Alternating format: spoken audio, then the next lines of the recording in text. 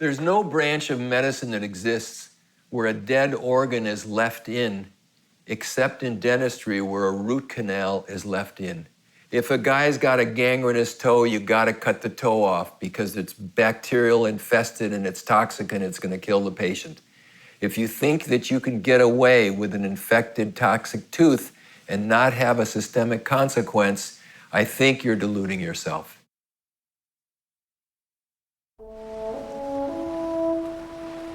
This is the day my whole life went to shit, and I didn't even know it.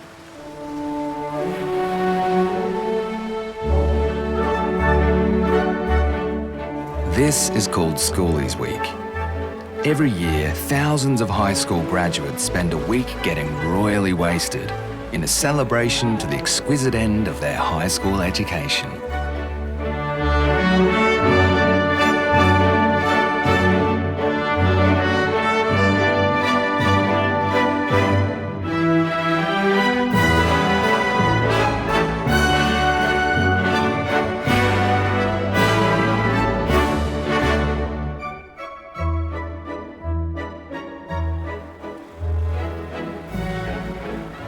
That's me, on the left, on my way to another party. Shut up! Shut up! I'll tell you straight. Get your hand away. Every single time you do this. And this is the guy I was unlucky enough to get in a fight with. Hey, whoa! Are you all right? Piss off! Oh, mate, back up. Settle down.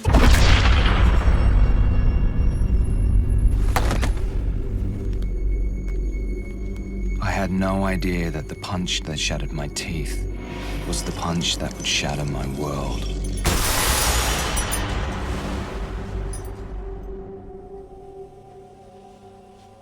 Here come those 7 little words. You're going to need a root canal. Now, if you've never seen one done before, brace yourself, because this is a root canal. They drill into your tooth, extract the root, fill it with gutta percha, and you're on your merry way.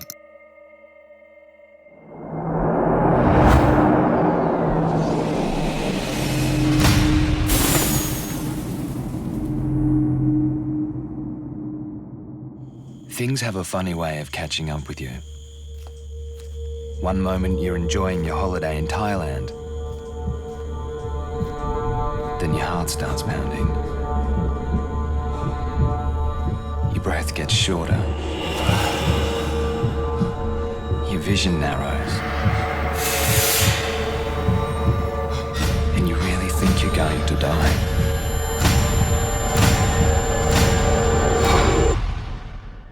Then you find out it was just a panic attack. Okay, well, we might start you off on a course of Lexus-M, 10 milligrams. It's an SSRI.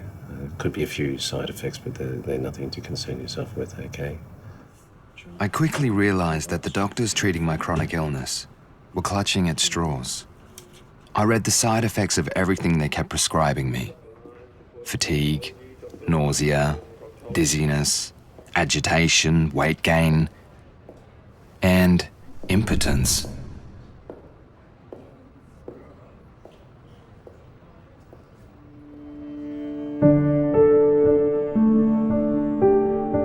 When I said that my life went to shit, I'm really not exaggerating. Panic attacks gave way to chronic fatigue. I was a wreck. A total lost cause. 12 hours of sleep felt like 1. I'd get out of bed every morning thinking, will this ever end? Why did I feel so tired, so run down, so anxious and so confused? But I kept following that old saying, grin and bear it. I'd walk like a zombie to the bathroom, staring into the mirror, just like this, and ask myself the same old question, what is wrong with me? But I'd still smile, because that's what we do, right? We smile. We ignore the truth that's right in front of us. We move on. We smile. Smile though your heart is aching. Smile when your heart is breaking. We grit our teeth and we smile.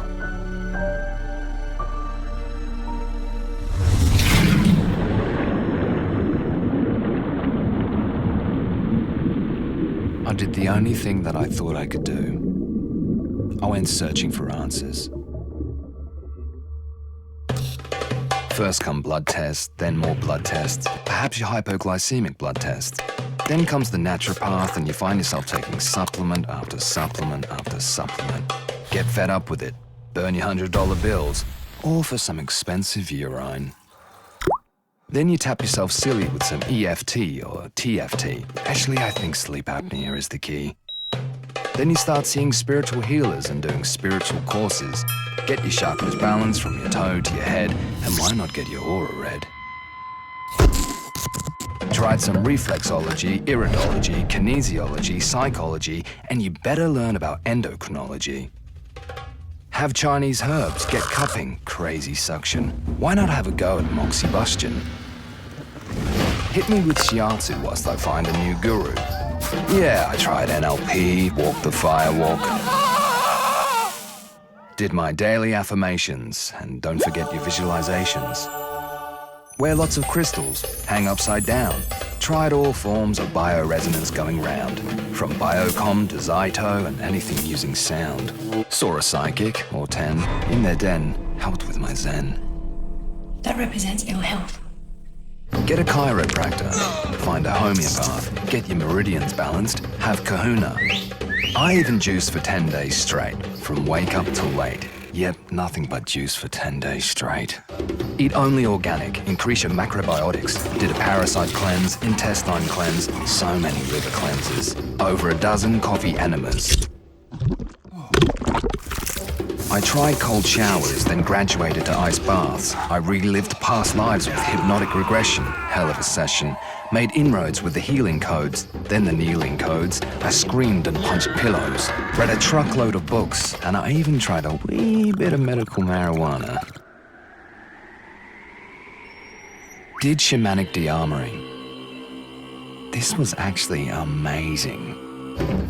Did retreat after retreat after retreat. That was a treat. Did color therapy, aromatherapy, hypnotherapy. Oh, have you tried urine therapy? Ah, you need Shilajit. Man, I've tried all sorts of shit.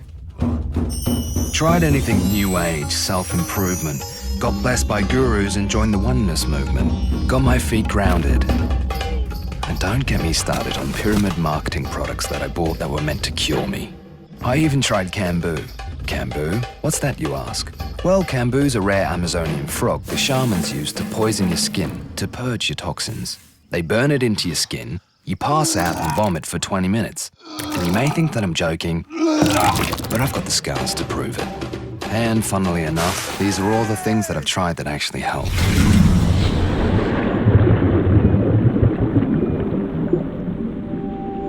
But every day I'd still get up, tired, anxious and confused. I started to think that maybe I was beyond help. What if I could tell you that 98% of women that have breast cancer have a root canal tooth on the same side as their offending breast cancer? What if I told you that the biggest toxic influence in the body in a chronically ill person is a root canal tooth? What if I could tell you that the leading authority in cardiovascular prevention, which is Balan-Donine, does not condone root canals in your mouth because of the bacteria? Of the people that come to see me with chronic illness, the question is how many of them have a dental etiology to the cause of their illness? I would say almost all of them. The vast majority of chronic degenerative diseases begin with problems in the mouth, infections and toxins, and it's only until those are addressed that you're going to get any clear positive response with your disease. I had a gal come in here who was early 40s, very fit, very nutrition conscious, and she came in here because she had severe, horrible back pain. In fact, the first day that she walked in, she had a 4-pronged cane, bent over, and she was on full narcotics round the clock for her chronic pain. And she sat down and she wanted me to do some injections on her back to help her alleviate the pain. And I said, I'm happy to do that, but let me just dig a little bit about what could have happened to you. And she said, well, I got back pain. I went to an orthopedist. The orthopedist said he did an MRI of my back, said I had a herniated disc, did surgery on me to remove the disc. About 6 weeks later, I was worse. The orthopedic surgeon did another MRI on me. He said the disc had moved more, that I needed to have a laminectomy at 2 levels. And he took me in and he did a laminectomy at L4 and L5. Laminectomy means the back half of the bones on the spine are pulled off so that there's more room for the discs and more room for the nerves. At which point I saw her and she was worse. And what came up on the examination that I did, that she had some inflammation in her jawbone. I said, did you have any dental work done prior to this back pain? And she said, well, come to think of it, I did. I had an infected tooth. I had a root canal done. The root canal failed. I had another redo of the root canal. It also failed. I had the root canal tooth pulled, and I had a graft put in there, and I had an implant put in there. So I said, let's do an experiment in the office. I can inject a local anesthetic on that tooth. If your back pain is related to that tooth, and I block the nerve coming from that tooth, it may make your back pain feel better. And that may be the reason for your pain, because after 2 failed surgeries, another one, the chances of it working aren't very good. So she said, I'm in. So I took some local anesthetic and I injected her tooth, and I waited about 15 minutes. And when I came back into the room, she was standing up going like this. I said, how does it feel? She says, it feels 90% gone. I said, then probably this is linked to that tooth. I just want to make sure. You come back in 3 days, we're going to do this again. I want to make sure that just isn't as a relief reaction, sort of a mental, that this is all psychosomatic and it's gone. We did it again, and she said, it's gone. I'm going back to the oral surgeon, and I'm going to have him take the darn implant out. Within a couple of weeks, her back pain, except for what was left over surgical trauma, was gone. Well, root canal procedure is still a very, very popular thing in dentistry because no one wants to lose a tooth. But more and more people are beginning to realize, even from the current day modern and very traditional literature, that it's impossible to sterilize a root canal system. Most conventional dentists believe there's no problem with them, but I personally couldn't disagree more. I think that they are a hidden source of toxicity for almost anyone. The reason that root canals have an inherent problem is that because we know that nowhere else in the body can we leave dead tissue. Anywhere else in the body, your appendix dies, you have dead tissue that doesn't heal in any other area of the body, we know we have to remove that because it's a haven for bacteria and it's not compatible with health. And the same is true in a tooth. A tooth is a living structure, has a blood supply, has a nerve supply. And so when a tooth dies or becomes infected, and we decide to go in and do a root canal, even the best endodontist or root canal specialist can do a great job at cleaning out the main canal of any of the teeth. But what they can't get to are all of these thousands of tubules. You can see if you cut a tooth in half or under a microscope, you can see these thousands of tubules that run out in every different direction at all sorts of angles off from the main canal. Those microtubules are big enough for a bacteria to fit in, but not much else. And the problem is if you've got 6 to 8 miles of microtubules in a single tooth, it's impossible. You can see why it's impossible to sterilize that tooth. So After the root canal has been performed, unfortunately, bacteria still reside within the tooth, and now you have this nice, warm, incubated tooth where the bacteria are able to flourish. And now there is no access from the patient's own immune system to the tooth, because in the process of doing the root canal treatment, the blood supply and the nerve have been severed from that tooth, so now the body can't deliver its own immune defenses to help keep the infection in check. 70 to 90% of all medical problems actually originate in the mouth. Conventional dentistry still has a focus on the mechanistic Newtonian mentality that the teeth are not connected to the rest of the body. I mean, embryologically, the teeth develop from the same tissues that gives rise to your sympathetic and the parasympathetic nervous system. The blood supply and the mouth literally will take any toxins via the lymphatic system and take it down to the thyroid, the thymus, the heart, and the rest of the body. So there is a direct connection. The teeth is not just like a stone in the mouth. It is extremely densely connected. The pulp is extremely densely connected to the lymph system, to the autonomic nerve system. More than any other organs, it's connected to the afferences, the sensitive nerves to the brain directly, and to all meridian systems. Every tooth connects up energetically through the meridian system to certain organs and glands. So for example, on the upper side of the jaw, the last two molars and this bicuspid actually connect up energetically to the left breast, and on this side it's to the right breast.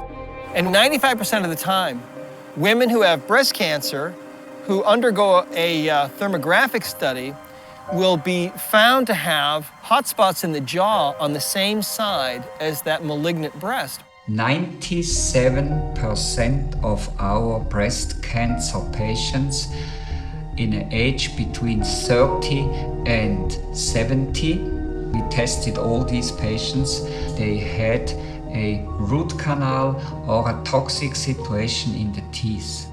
The discussion of the energetic relationship of the teeth to the rest of the body is very interesting. Every tooth lies on a specific acupuncture meridian, relates to certain organs and tissues and vertebrae and muscle groups. And so very often you can see a direct relationship. For instance, there was a 19-year-old girl, her first year in college. She had a root canal on a front tooth. That front tooth relates to the kidney and the bladder. She started to have bladder infections and kidney infections. She tried every treatment known, and she was constantly going on antibiotics, and nothing helped. When she came to me, when I tested that root canal, I saw the direct relationship and told the mother, and it was very hard because here you had a 19-year-old girl and it was a front tooth. But I said, I think in this case, that really the thing that needs to be done is to remove that tooth.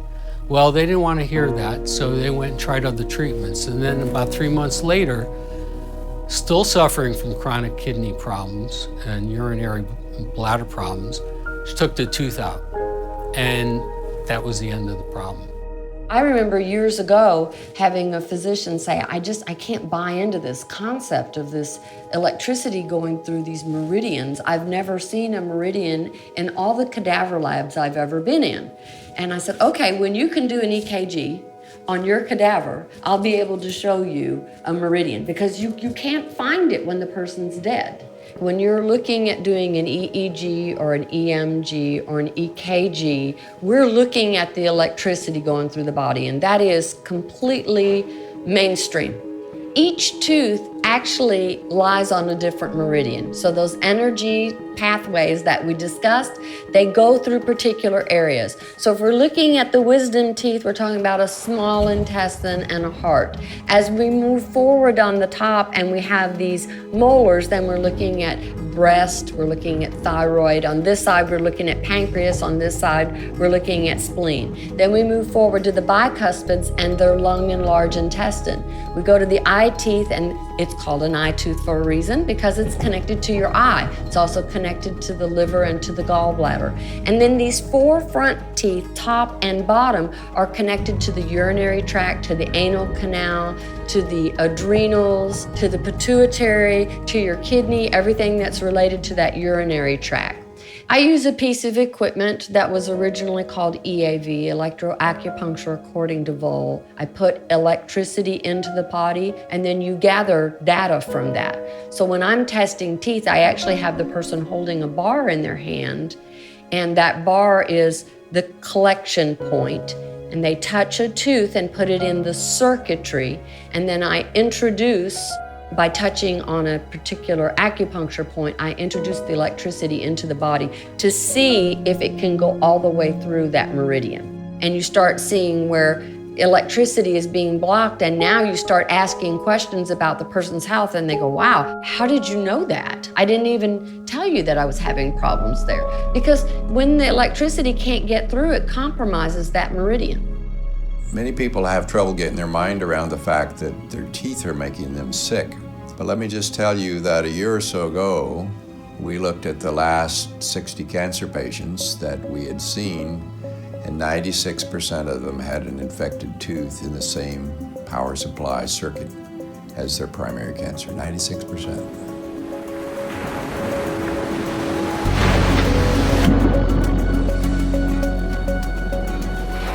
You know, this might sound really funny to you, but I've always wanted to learn how to surf. The sun, the spray, and that feeling of conquering a force beyond your control. Maybe that's symbolic. Because after all my trials and tribulations, I still felt like I'd just drawn a bad lottery number. You know you're sick when you can miraculously attract a gorgeous girl. You're punching way above your weight, and you can't get it up.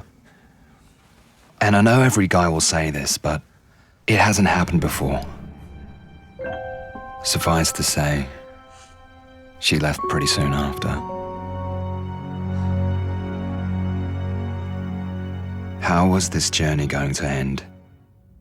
Would I reach the top of the mountain, conquering everything that came before me? Would it be the death of me? I obsessed over these questions and everything else. Even friends and family, they became less important. What is wrong with you? You're such a hypochondriac. Why is he such a hermit? Toughen up and get on with it. I think he has depression. Why is he so anxious? It's all in his head. I felt truly empty inside. Nobody who has an abscess in the body would suggest ignoring it, and the same with dental abscesses. The problem is that they're frequently asymptomatic. Most people who come to see me who have root canals, they turn out to be infected, but they're not coming with a sore tooth. Nobody comes to see me with a sore tooth. They come with their arthritis, their fatigue, their cancer, their heart disease, and it turns out when I get a scan done of the root canal that there's bone being absorbed because of chronic infection in the tooth. Conventional dentistry believes that you should save a tooth at all costs. And if the patient dies, well, that was the price of saving the tooth. They don't really come with the concept that you should take things that are dead out of the body. It was shocking to me because I had family members who had root canal treated teeth, and I had done root canals because I was never taught to question if residual infection was having any kind of negative implication on the overall health of the patient. Probably the earliest research on root canal treated teeth that clearly demonstrated how toxic they were all of the time was the work of Dr. Weston Price. Dr. Weston Price, who did 25 years of research on root canals, found that they could cause almost anything, from mental disease to heart disease to arthritis. So when Weston Price started doing root canals on his patients, he found that a lot of them were getting sick. And so he started doing some research. He'd take out the tooth, he would sterilize the tooth on the outside, making sure that there was nothing as far as bacteria, slip it under the skin of a rabbit, and found out that the rabbit had whatever disease the patient had. Who, let's say, had heart disease, kidney disease, arthritis, neurologic disease, you name it. And even more amazingly is it would take that same tooth and successively put it underneath the skin of 20, 30, 50 consecutive rabbits, and they all developed the same medical syndrome as the original person who supplied that tooth. So there was a direct connection between the pathogens of these dead teeth, the galvanic currents between the different metals in the mouth. Perfect example, we had a patient with emphysema on steroids for over a year. I tracked it down to a strep infection in the jawbone where he had a tooth removed 15 years prior. Once I got rid of the strep infection in jawbone, his emphysema totally disappeared. So the mouth is the toxic waste dump that's impacting on the rest of the body. Now, Dr. Price was a dentist, and root canals had become posh. Originally, if you were a poor person and you couldn't afford dentistry, then your teeth would be taken out. So when someone had money and they went to the dentist and said, gosh, I've just kind of been neglectful, I haven't gotten in, I want to know if there's a way you can save my tooth, because if I open and laugh, people are going to think I'm poor because I don't have my teeth.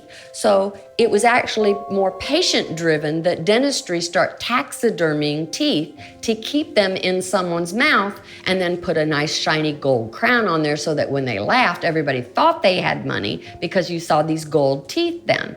Unfortunately, the dental schools, look at the mouth as being a mannequin and that you can do any type of procedure without any direct impact on the rest of the body, but this is the farthest thing from the truth.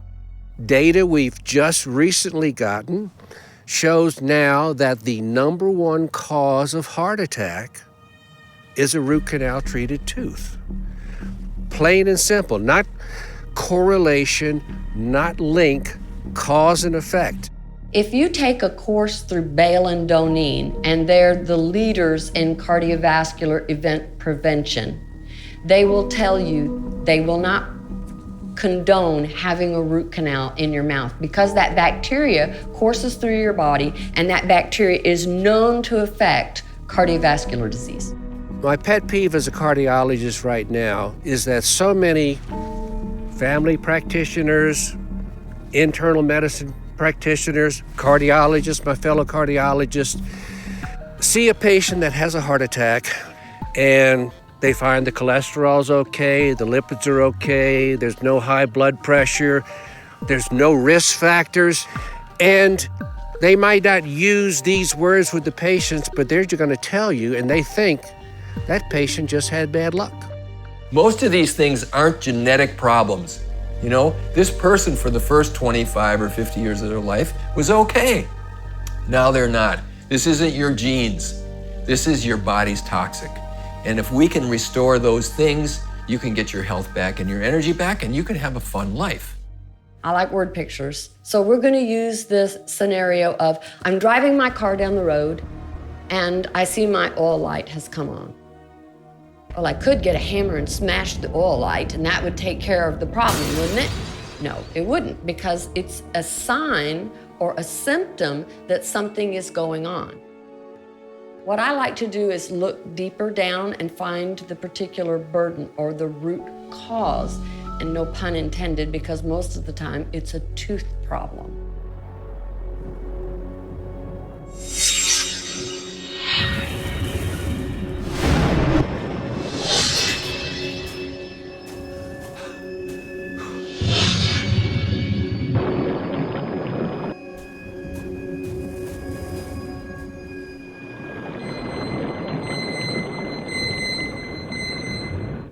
And so the sun rose on another day. I walked to the bathroom as usual. I asked myself that same question. What is wrong with me? And as usual, I was on my way to yet another test. Another healing modality. Using a device called a Lecker antenna, the information from your blood is tested against a variety of things that can make people sick, and the antenna swings if the answer is yes. Is it emotional? No. Is it a parasite? No.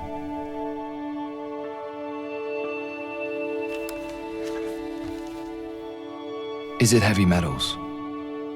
No.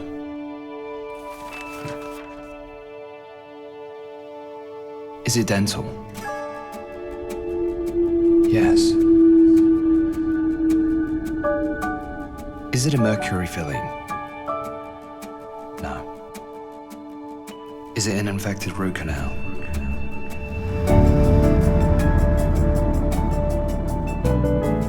You have an infected root canal. Strange science aside, this was the first time anyone had told me my chronic fatigue was because of a tooth. It seemed bizarre until I really did some research.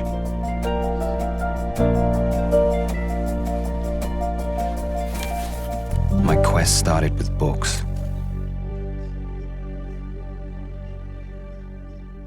The basic problem with a root canal is it's what I call a fatally flawed procedure.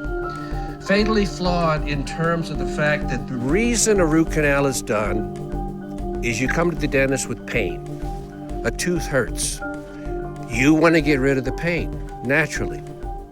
The problem is, in taking out the pain, the dentist takes out the nerve, the pulp, and the blood supply and the connective tissue. Basically, if you will, the tooth undergoes a process of taxidermy while it's still in your mouth. That tooth is dead. There's no feeling in it, so there's no pain. But there's an abscess, there's an infection there that's active. And if you put probes in there and measure, you will get biotoxins that are among the severest that exist in nature. The wisdom poured in from podcasts, YouTube, Skype sessions, articles. I digested everything I heard. Root canal treated teeth can be a silent type of infection. I've taken out numerous root canal treated teeth that looked completely fine on the x-ray. And yet, after we took that tooth out and cleaned out that socket, we would find a large area of dead bone or an actual cyst or even actual pus and infection in there. And then I discovered the father of biological dentistry, Hal Huggins. I mean, if you've got a ruptured appendix, you're going to fill it with wax and put a gold crown on it? You got the same bacteria there, only the ones in the mouth may be worse. The question is, do all root canal teeth have to be removed? And the answer is no, only in those people who are interested in their health. But something didn't quite add up. If root canal treated teeth were this much of a problem, why didn't more people know about it? About 95% of dentists have x-ray equipment in their office which is only two-dimensional, which means when they take the x-ray from here, they can only see width and height on the tooth. They can't see depth. And you might take a picture of a root canal tooth and it looks fine. But if you do another kind of x-ray, it's called cone beam. It's almost like a CAT scan, where you can get a three-dimensional view of that tooth. We very commonly find that these root canal teeth are abscessed. And there is an abscess sitting around the tooth that isn't visible on the 2D x-ray.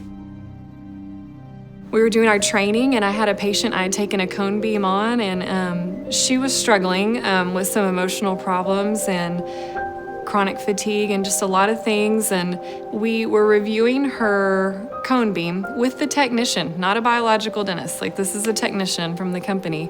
And I said, well, okay, let's just go to each one of the root canal treated teeth and kind of, flip this image and see if we see any pathology. And so as we're flipping through, he's like, oh man, like these look terrible. There's a cyst here, there's a cyst here. I see root canals all the time look great on an x-ray, but they do not test well. They're a real problem for the individual. Every root canal tooth contains dead tissue, and dead tissue is a haven for bacteria. We analyzed 87 very well done root canal treated teeth. Many of them by endodontists and many more by general dentists. And what we found was that regardless of how well the root canal was performed, by far the vast majority had a high degree of toxicity. There was not one of those 87 that was non-toxic. The toxins are oftentimes the waste material from the bacteria.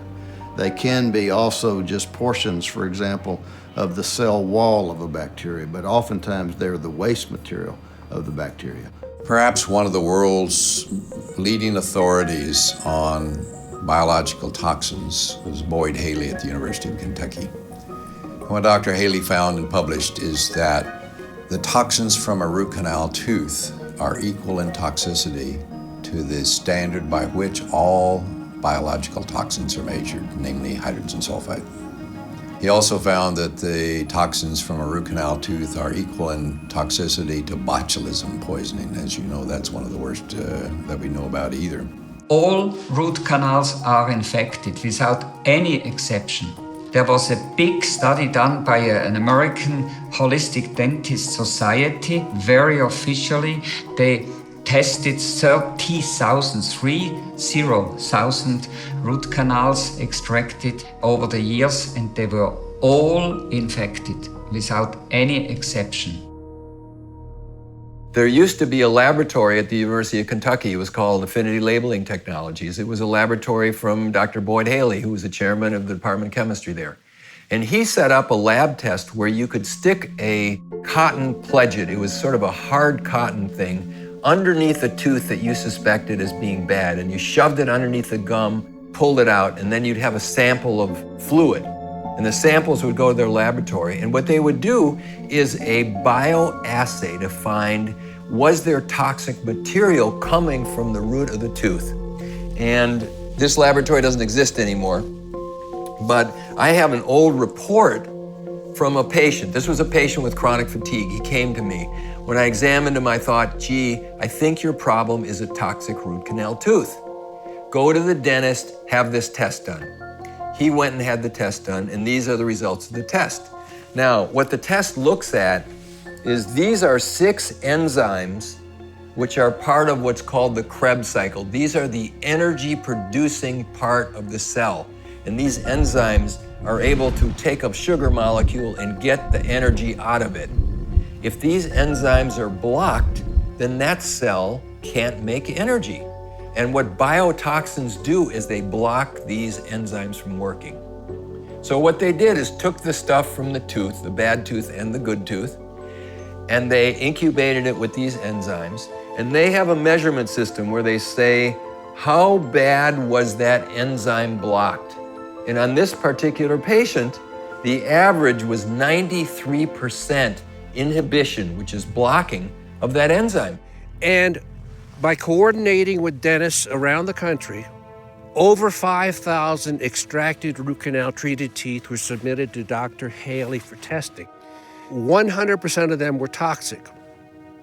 And just to make sure this wasn't something they just had to do with the tooth or the mouth, they also submitted some teeth that were extracted for orthodontic purposes. In other words, normal teeth, but they needed to let the other teeth grow in. None of these teeth inhibited any of these enzymes. This was finally the smoking gun. This was cause and effect, that the root canal simply cannot be sterilized inside the mouth. It cannot be put into a situation where the infection inside the root canal can ever be resolved. And it's not sensed locally because the tooth, when you root canal it, you disconnect from the nerve, so there is no more sensitivity, so the patient can't feel the toxic effect, can't feel the death. And one of the amazing things is when people come into the office and I say, I'm going to tell you what's going on with you. You have insomnia, you have trouble with your memory, you can't deal with stress, you can't deal with stimulus, and I go down this list. A lot of times they start crying because usually I'm the first physician who has described to them without them telling me what's going on in their life. because all the other physicians they've seen have just said, oh, that's all in your mind. Here, take these antidepressants and you'll be fine. The root canal specialists want to protect their procedure. Okay, so they're going to try to reassure people as much as possible, and I don't know what their intent is. I'm not trying to say they're not interested in the health and welfare of their patients, but they truly believe the root canal procedure is fine, it does a good job, and they don't believe that it's chronically infected. But the scientific evidence takes this out of belief range, okay? Belief has nothing to do with it. The science shows the root canal is always infected, and the only differentiation is some are a little bit more toxic and more infected than the other ones. When I was a boy, I used to run to his office. The guys liked to kid me, running to a dentist. But he was some dentist. His name was Dr. Bran, and he always let me come 5 minutes early just so I could see his lab. He'd let me touch things and tell me about them. I used to get so excited, I'd tell Dr. Bran I was going to be a dentist when I grew up. And he'd pat my head and say, fine, fine. Only he never told me how hard it was to become one. When I was older, I learned. He went to college for 8 years and had to study dozens of subjects, not just dental ones, but physiology and anatomy and bacteriology.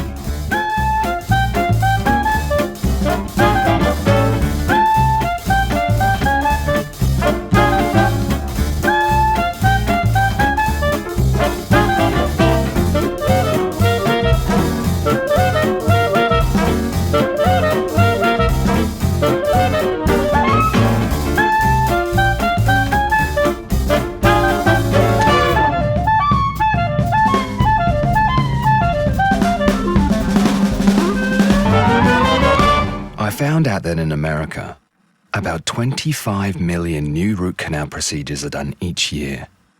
And while this did alarm me, what it really made me wonder was, why me? Why didn't all these people have root canal problems like I did? So oftentimes I'm asked, why would a root canal have a systemic health impact on one person and maybe not on another? And the reason is because we're all susceptible to toxicities in different ranges. As you know, there are some people who can tolerate cigarette smoking, for example, for 60 or 70 years and have no apparent ill effects, and yet there are people who can smoke for a year or two and develop a carcinoma. Everyone processes toxins differently. So there are some patients who are able to handle a root canal treated tooth and their immune system isn't overloaded by that. Yet there are other patients we find who just one root canal has a dramatic effect on their immune system. The practice that I have is a very selected practice. Most of the people we see have chronic serious illness. Now, probably in the general population, these aren't diagnosed because the guy who's seeing the patient for high blood pressure, for chronic back pain, is not associating it, and he's not testing, could this be a dental issue that's referred? So it's very important that dentistry and medicine get together. It's important that physicians are as aware of the importance of the mouth as it is for the dentist to realize that some of the procedures that he or she does in the mouth severely and strongly impacts the health of the body. Perfect example, we had a patient referred to us who had stage 4 throat cancer. The bottom line was he had 2 root canal teeth. The radiographs looked pristine, and 1,000 dentists that would view them would say these are absolutely normal. The pathogens that were in these 2 root canal teeth were in his throat, exactly where the cancer was. I extracted the 2 teeth, we ozonated the jawbone, homeopathics, and ionic silver. In 3 weeks, the stage 4 throat cancer was totally resolved, documented with PET scans, blood tests, and visual. This is the impact of toxic root canal teeth. There was one relation study between diseases and root canals, published in a very prestigious oncology newspaper in the United States, which showed that 90% of all the prostate cancer, they contain in its tissue the cancerogenic bacteria which come from root canal. I felt bad because I had done a lot of those, and I actually had thought at one point that that's what I wanted to do the rest of my life. I thought, how can this be? You know, this is something that's been going on for so long. There's a whole specialty around it. But whenever colleagues started presenting me with different pieces of research, I obviously came to the conclusion that I did not want to do root canal treatment anymore personally. I could not confidently say that I was not doing harm in some situations. The bottom line is when you do a root canal, it cuts the flow of energy to these different organs and can affect them. You can't get rid of an infection unless you have a viable immune system with complete access to all the parts that are infected. And this is uniformly eliminated when a root canal is done. The analogy that I like to use, in my office, there's a sliding door. You are on one side of the door with the door closed and you have Christmas lights in your hand. You want to know if all the lights light up. I am on the other side of the sliding door and I have an extension cord plugged in, ready to go, but you and I are hitting the door. We can't connect. There's no way. So if someone comes by and they start sanding on the door, how much of the door has to be gone before you and I can connect? Not a thin piece of balsa wood, all of it. Once all of the door is removed, then you and I are able to make a connection, just like the body does. It totally reconnects and the electricity goes through. After everything that I'd uncovered, I knew my teeth had to come out. I saw a biological dentist, and the first thing he spotted was... So it looks like you got some trauma to your front tooth. Yep, that punch in the mouth. Why was I such a sucker for a damsel in distress?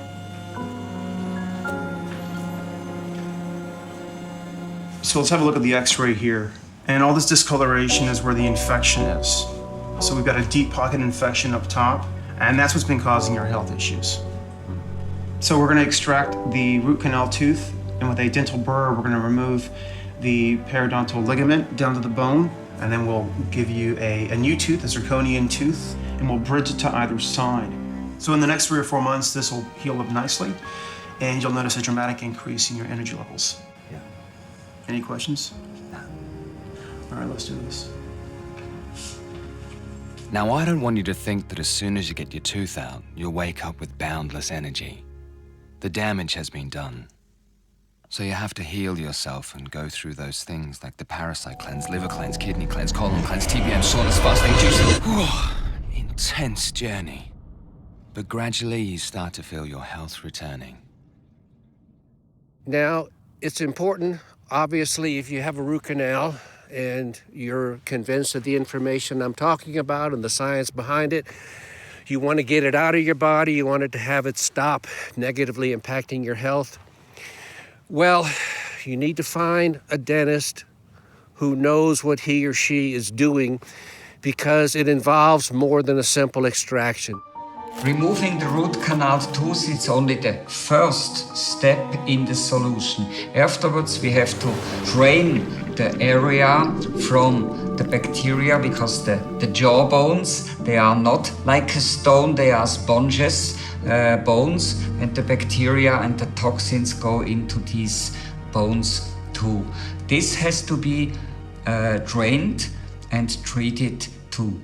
And this is where I also find ozone gas so indispensable because you can just punch with a very tiny needle. You go into the area and then you inject ozone gas, and that gas will go off into all the areas off this main tunnel, all the areas where you have infection. It's really interesting because I've had people where we've injected down here and they'll feel the gas travel all the way over to the other side, where they'll feel it travel all the way up under the eye. There was no way you're going to do surgery and clean out a whole person's jawbone. And it's interesting how, as treatment goes on with the gas, they feel that that area where it's going off into is shrinking. This jawbone area has a very dense nerve network. These nerves don't relay. You know, it's not like here goes to the spinal cord or somewhere else. These nerves go right into the middle of the brain where the regulation of the nervous system occurs. They're called cranial nerves. This cranial nerve is the biggest one in the body, and it goes right into there. And this is a very delicate and protected area. So that if someone has a chronic smoldering infection with biotoxin in this area, it can affect their brain, the regulation of their brain, their energy, and lots of other things. For example, we had a woman with so-called Hashimoto's disease, an autoimmune problem, and it was coming from a cytomegalovirus from a third molar extraction site in the jawbone, plus nickel ions from an orthodontic retaining wire. Once those two substances were removed from the thyroid and the sources, the Hashimoto's totally disappeared. So autoimmune problems are there for a reason. The body doesn't attack itself for no reason. There's something there that's causing that reaction. So the doctor has to be alert to this, because if he wants cures, especially with cancer, you've got to address these. They're big stressors on the body, and they take a lot of immune attention. And if the immune system's like, don't let the toxin get into the brain and kill me, it's letting the cancer cells go here, or men in the prostate, or in the colon, you know, the big ones, or in the lung. These are the 4 big cancers. Your chance for cancer is significantly increased.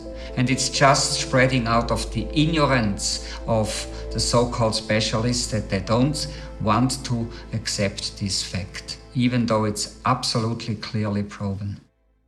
So in doing the testing of the bacteria, we found that there are, in root canals, 53 different bacteria.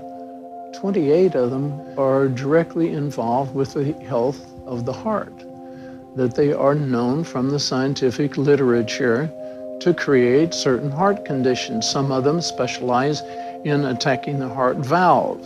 Many of them cause what's called endocarditis, inflammation of the vessels inside the heart. And we now have studies from the Journal of the American Dental Association that show that when you have 1 or more root canals in your mouth, statistically speaking, you have a greater chance of heart attack, plain and simple. We know with increasing evidence that the cause of coronary artery disease is inflammation of the endothelium, the lining of the blood vessel wall. What we need to do in medicine then is work out what is inflaming the wall of the artery, because ultimately what the body does is the body tries to seal off the inflammation. The body uses cholesterol, it uses calcium to seal off that inflammation. You're getting what's called a plaque. The same plaques that we get on our teeth, which is basically bacteria covered by a biofilm, then covered by a layer of calcium, is exactly what we're seeing in coronary arteries. So the trick is not to try and get rid of that cholesterol, which is going there, is being put there by the body to protect us against the inflammation. The trick is to try and work out what is causing the underlying inflammation. Dental infections are a big part of that because of the seeding of bacteria from the mouth straight into the bloodstream, then to the coronary arteries. This is a process that can occur in a person, and it can be undone if it's done properly by a doctor who knows what they're doing. We do a test for all these organic toxins where we can see if the body is, so to say, impregnated by these dental toxins which come from the root canals. We can measure these, we call them xenohormones, cancerogenic substances which are organic molecules. Once we have the basic toxic source removed from the patient, then things like infrared sauna is good. You'll sweat.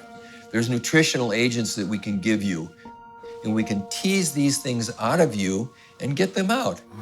Then our basic program is we find out what nutrients they're missing and we give it back to them. Some of it's oral supplements, some of it's done intravenously. We do IV vitamin C. We use pulse magnetic fields because in cells that don't make energy, those cells don't have energy, and the membrane around the cell can't control very well what goes in and out. If we put them in an environment where there's a gentle pulse magnetic field, it recharges that cell membrane. Now that cell can detoxify itself.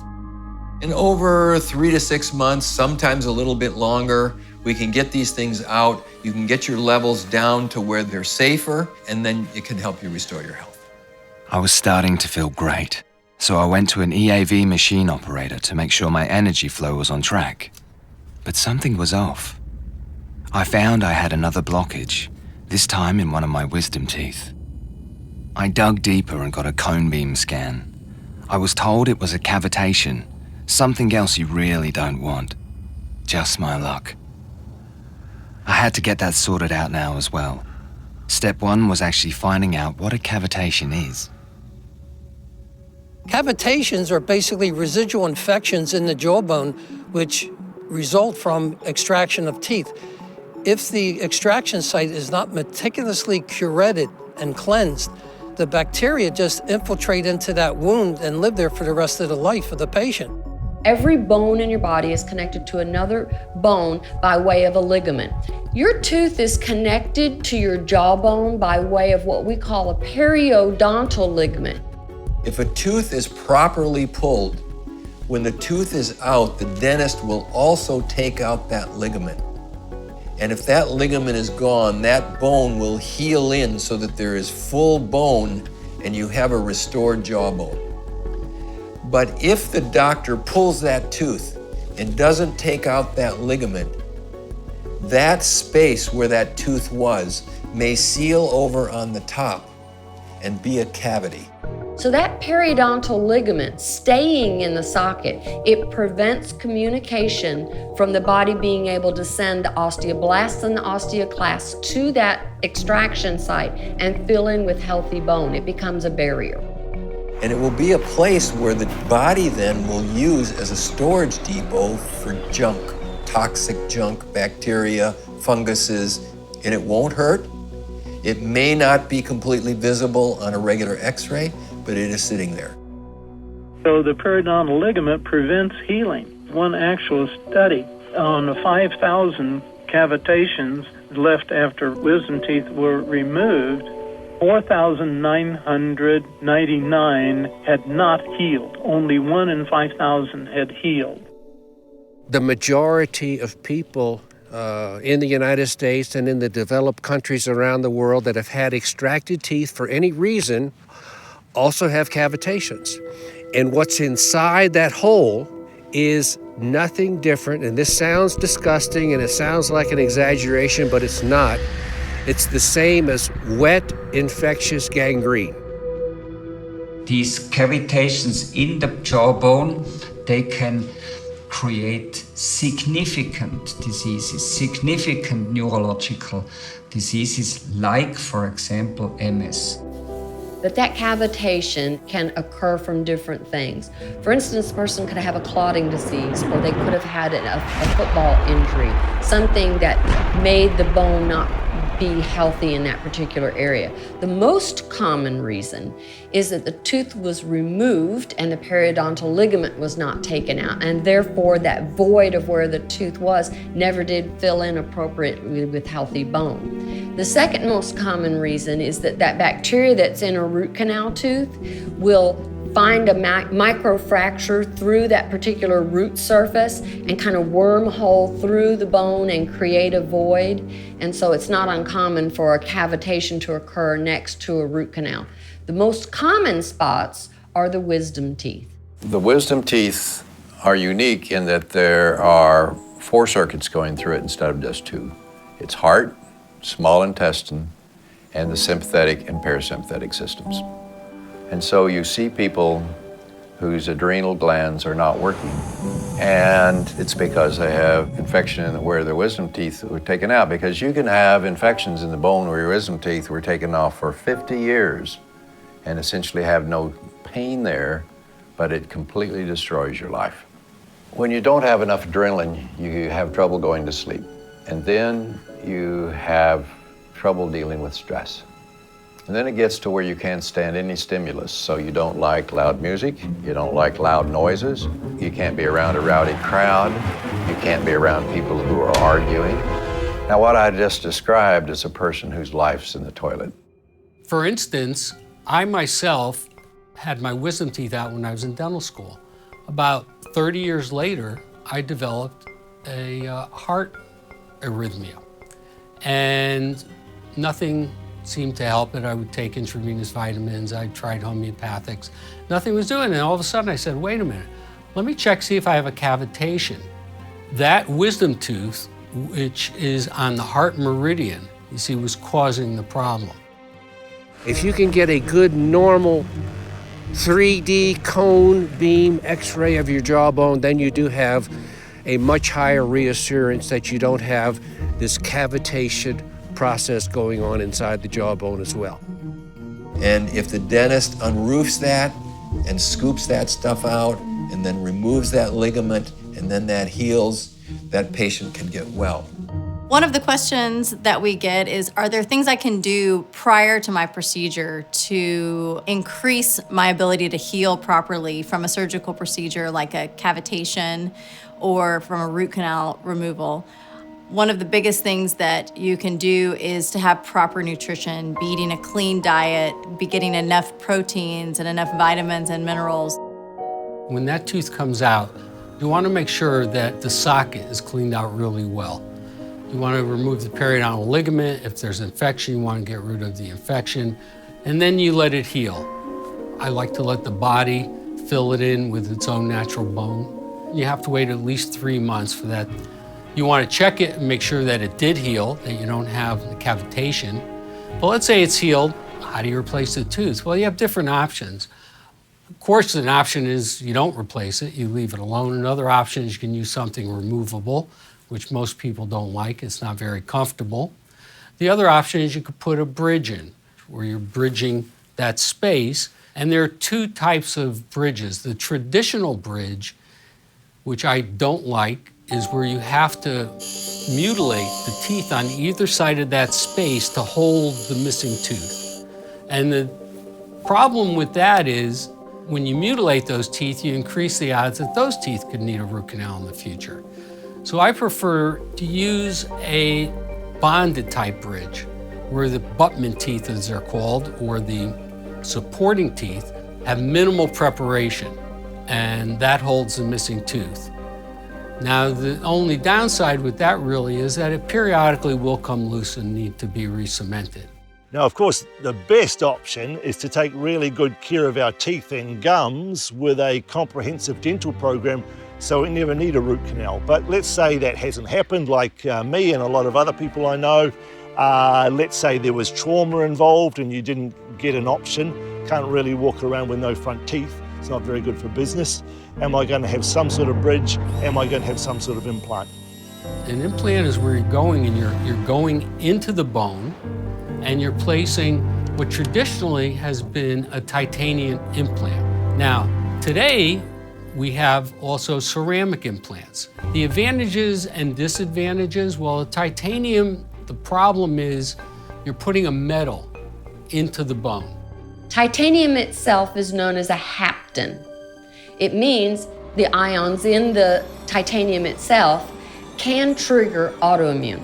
So if you are genetically predisposed to something like Hashimoto's, celiacs, scleroderma, lupus, rheumatoid arthritis, it might get turned on, and even if that implant is removed, the trigger's already been pulled. So now you've got problems that you didn't have. Plus, I've got metal that is directly going into my meridian system. So it's like sticking a spoon in an electric socket and bending it around and sticking it in the bottom part, and it shorts out the whole meridian. What we're finding is that many physicians that are referring their patients here, and also patients that are doing their own research, are desiring to have no metal in their mouth. They want to eliminate anything that could create a current, and that's why we now have zirconia implants, which is, it's more like a ceramic. It's a complete non-metal implant that looks the same as a titanium implant and functions the same, but is considered much more biocompatible for the tissue and for the patient. And it interferes with the body much, much less than titanium implants. I do not say zirconium implants are 100% good, but they are much better tolerable to the body than titanium implants are. So good medicine would include this, and that's what we want to do. We want just the best medicine. We want to give people things that don't hurt them more than they help them. Root canals are probably one of the most pernicious, toxic, hidden influences on your health. And if you're struggling to understand why you're so sick and you have multiple root canals, please examine that issue. Now, I don't want you to think that I had my head in the clouds by saying that the only reason I got chronic fatigue was because I had a root canal. My search has led me to believe that all chronic disease is because of a toxic overload. These toxins come in various forms, from as simple as toxic junk food, to environmental toxins, to toxic emotions. We're all now learning about the toxic effects of electromagnetic frequencies as well. And we also can't rule out pathogens. What I can say is that until I stopped the source of my toxic root canal by having it removed, I could never get better, no matter what I tried. It really was the biggest piece of the jigsaw puzzle, the root cause, so to speak.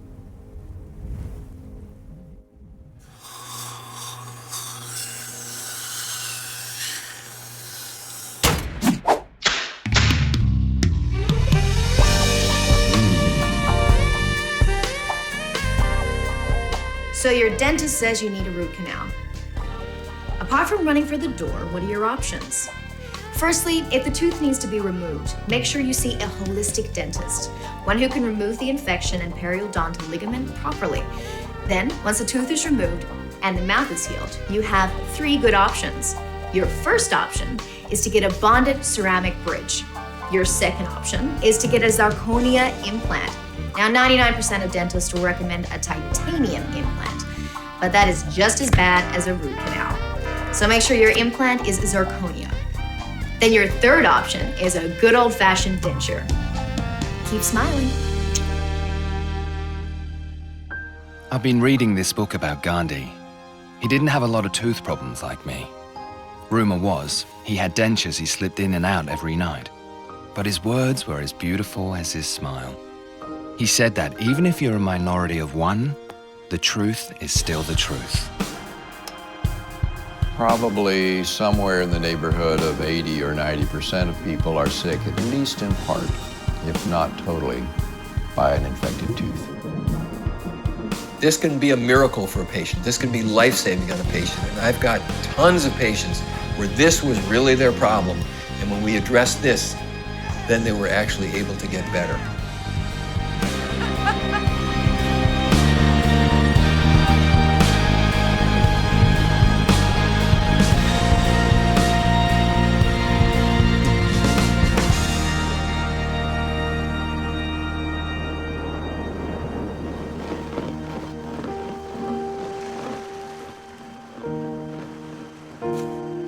My mentor, Dr. Hal Huggins, told me 20 years ago, you can't dry off while you're still in the shower.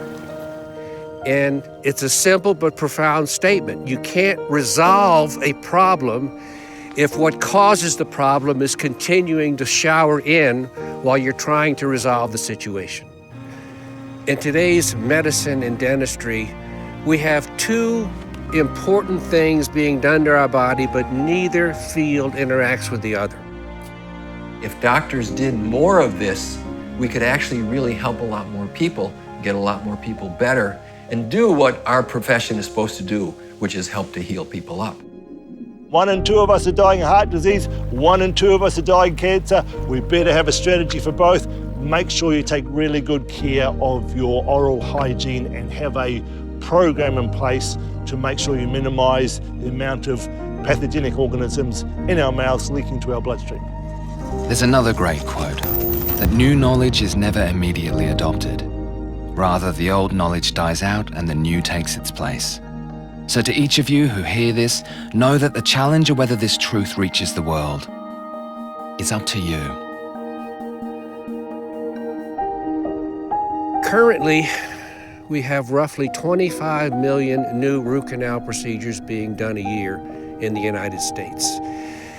One of the greatest public health interventions we could possibly do around the world is to make it very clear the important role that dental infections and toxins have, and hopefully someday to make the root canal procedure something of the past, because it does nothing positive for the general health of the body at all. I'm just one guy, and this is my truth. That truth has set me free. I feel that freedom every day when I wake up. It's in my joy, my sorrow, my friendships. Oh, and in case you're wondering whether I can get it up, there's no problem there.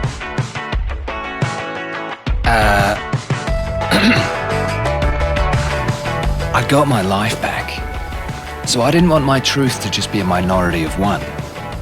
I'm a filmmaker, and the journey I'd been on was epic. So maybe it was meant to happen to me after all.